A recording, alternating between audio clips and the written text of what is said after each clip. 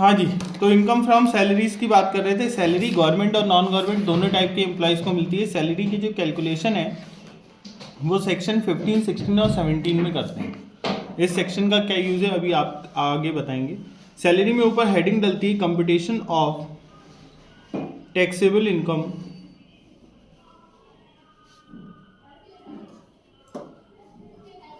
From salary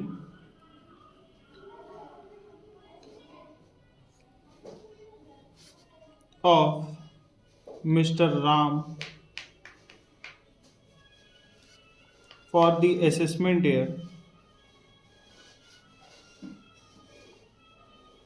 2024-25। Assessment year क्या होता है पता है ना सबको?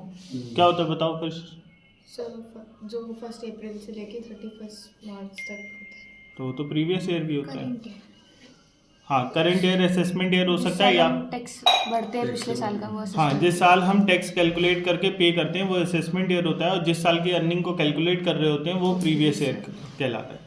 तो यानी कि आपका असेसमेंट ईयर अप्रैल से मार्च तक 1 अप्रैल 2024 से 31 मार्च 2025 तक चलेगा। ये आपका असेसमेंट ईयर है, और आप जो अर्निंग कैलकुलेट कर रहे हो वो प्रीवियस ईयर की कर रहे हो, जो 1 अप्रैल 2023 से लेके 31 मार्च 2024 तक चलेगा। तो सैलरी में जैसे कि गवर्नमेंट और नॉन गवर्नमेंट दोनों टाइप के एम्प्लॉयज़ आते हैं। यहाँ पे हम लिखेंगे पर्टिकुलर्स और यहाँ पे लिखेंगे अमाउंट। ऐसा नहीं होता सैलरी में खाली सैलरी मिलती है। सैलरी में बहुत सारी चीज़ें मिलती हैं बड़ी बड़ी कंपनियों में जब हम जॉब करते हैं। हाँ, बहुत सारी हैं, अलाउंसेज हैं, परक्विजिट्स हैं। उन सबको कैसे कैलकुलेट करते हैं? सबसे पहले हम लिखते हैं बेसिक पे। हर व्यक्ति की एक बेसिक पे होती है, चाहे वो गवर्नमेंट एम्प्लॉई हो चाहे नॉन गवर्नमेंट एम्प्लॉई हो। बेसिक पे लिखने के बाद हमारा आता है डीएनएस अलाउंस। डीएनएस अलाउंस मतलब महंगाई भत्ता। डीएनएस अलाउंस या डीएनएस पे दोनों में से कोई एक चीज़ क्वेश्चन में दे रखी होगी, दोनों ही टैक्सेबल होते हैं। लेकिन इनमें डिफरेंस क्या होता है ये अभी जब मैं इसके पॉइंट एचआरए वगैरह कराना चालू करूँगा तब बताऊँगा। डीएनएस पे इसके अलावा आपका आता है bonus, commission,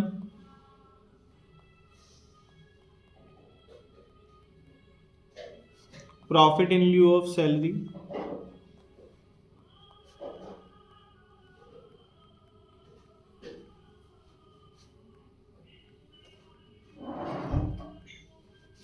all taxable allowances,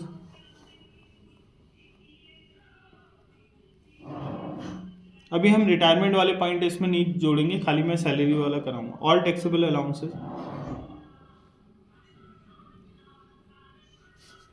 all taxable perquisites, अभी सब बताएंगे।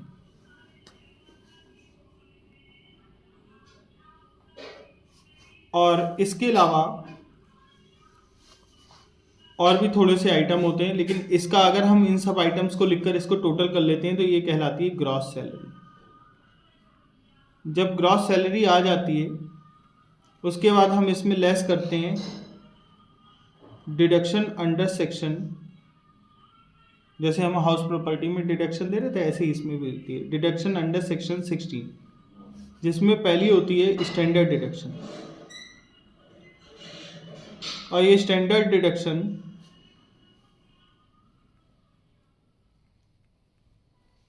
चाहे कोई भी इम्प्लॉय हो किसी भी कैटेगरी का, government, non government, specific, non specific, सबके लिए 50,000 रुपीज़ की standard deduction. Standard deduction minus करने के बाद दूसरा पॉइंट हमारा आता है प्रोफेशनल टैक्स।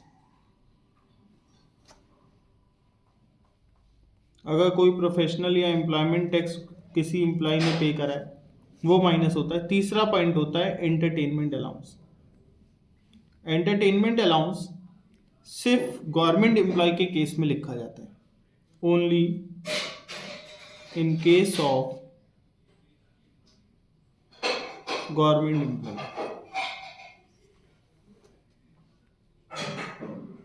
और इसकी मैक्सिमम लिमिट होती है 5,000 रुपीज़। ये जो 5,000 है ये मैक्सिमम लिमिट है, अगर इससे कम मिला होगा तो वो होगा, ठीक है, ये माइनस होता है। इसके बाद जो निकलता है उसको हम बोलते हैं टैक्सेबल सैलरी,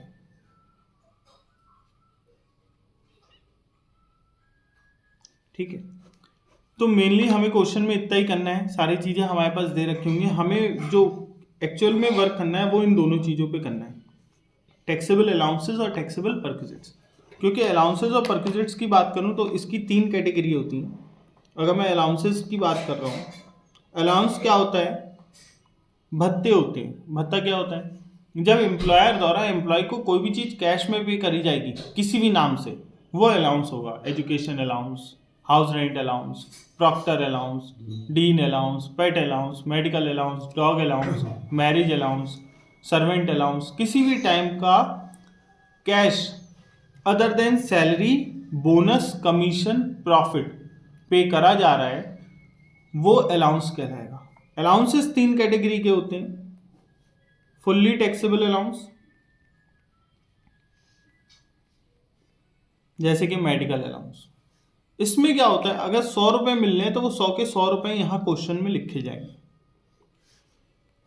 दूसरे होते हैं पार्टली टैक्सेबल अलाउंस।